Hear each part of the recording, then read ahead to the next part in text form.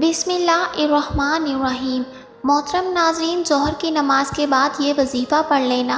قسمت کے اگر بند تالے نہ کھل جائیں تو پھر مجھے کہنا، تقدیر ایسے بدلے گی کہ دنیا دیکھے گی۔ جو بھائی بہن چاہتے ہیں کہ فوری طور پر ان کی زندگی میں وہ خود اپنی آنکھوں سے غیبی مدد کے نظارے دیکھیں، غیبی مدد کو آتے ہوئے دیکھیں، تو آپ لوگ نماز ظہر کے فوراً بعد یہ وظیفہ پڑھیں۔ جیسے ہی ظہر کی نماز ہو جائے نماز آپ پڑھ لیں۔ اگر آپ لوگ نماز کے فوراً بعد چاہتے ہیں تو فوراً بعد یہ وظیفہ پڑھ لیں، چاہے تو کچھ دیر بعد سکون سے چلتے پھرتے یہ وظیفہ پڑھ لیں۔ کوئی اس میں پابندی نہیں ہے کہ نماز پڑھنے کے فوراً بعد جائیں نماز پر بیٹھے بیٹھے یہ وظیفہ پڑھنا ہے۔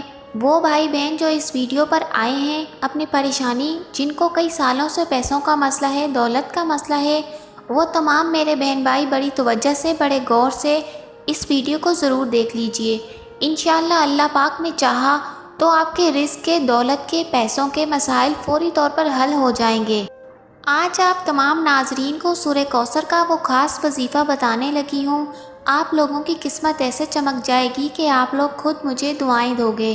ناظرین، آپ لوگ لازمی اس ویڈیو کو دیکھتے ہوئے جو وظیفہ آپ کو بتانے لگی ہوں، اپنی زندگی میں صرف ایک دن یہ وظیفہ آپ کو پڑھنا ہے۔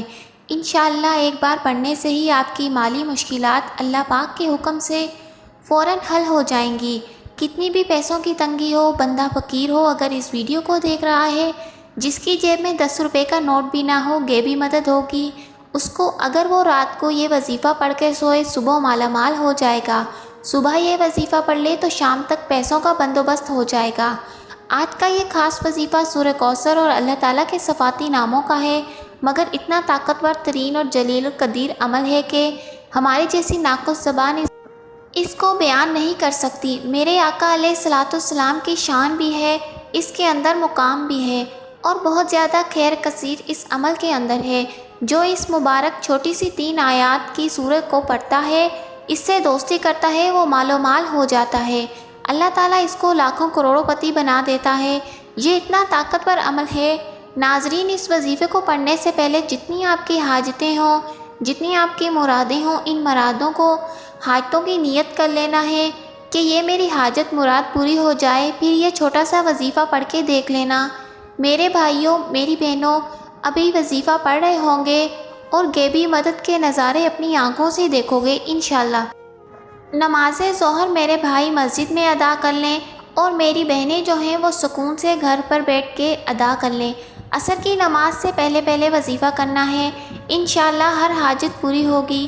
سب سے پہلے اپنی حاجتوں کی نیت کر لیں، چاہے 1 حاجت ہو، چاہے 10 حاجتیں ہوں، چاہے وہ 100 حاجتیں ہوں، جتنی بھی آپ کی حاجتیں ہوں ان کی نیت کر لیں۔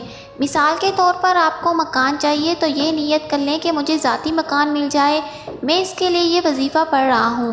اگر آپ کو کوئی بڑی رقم چاہیے تو یہ نیت کر لیں کہ مجھے کوئی بڑی رقم مل جائے، اس کے لیے وظیفہ پڑھ رہا ہوں یا پڑھ رہی ہوں۔ حاجتوں کی نیت جو ہے وہ کر لیں۔ اس کے بعد فوراً سے آپ تمام دوست احباب سکون سے بیٹھ جائیں۔ نماز پڑھنے کے بعد کہہ رہی ہوں کہ نماز پڑھنے کے بعد آپ اپنی حاجتوں کی نیت کر لیں، اور جب وظیفہ پڑھنے کے لیے بیٹھیں تو 1 مرتبہ اعوذ باللہ من الشیطان الرجیم اور 1 ہی مرتبہ بسم اللہ الرحمن الرحیم پڑھ لیں۔ اس کے بعد 1 مرتبہ جو ہے وہ آپ لوگ درود پاک پڑھ سکتے ہیں۔ کوئی بھی درود پاک پڑھ لیں جو یاد ہو، جو آسان لگتا ہو۔ درود ابراہیم ہی پڑھ لیں۔ اس کے بعد 1 مرتبہ سورہ کوثر پڑھ لینی ہے۔ اس کے بعد آپ نے 11 مرتبہ یا غنیّ پڑھنا ہے، اور اس کے بعد 11 مرتبہ یا وہابو پڑھنا ہے۔ اب اس کے بعد آپ نے 11 مرتبہ یا رحمانو پڑھنا ہے، اور اس کے بعد 1 مرتبہ جو ہے درود پاک جو شروع میں پڑھا تھا وہی آخر میں پڑھ لینا ہے۔ ناظرین، وظیفہ مکمل ہو گیا۔ وظیفہ مکمل ہونے کے بعد اللہ کی بارگاہ میں رو رو کر، گڑ گڑا کر دعا کرنی ہے۔ اللہ پاک آپ کا اور میرا حامی و ناصر ہو۔ اللہ حافظ۔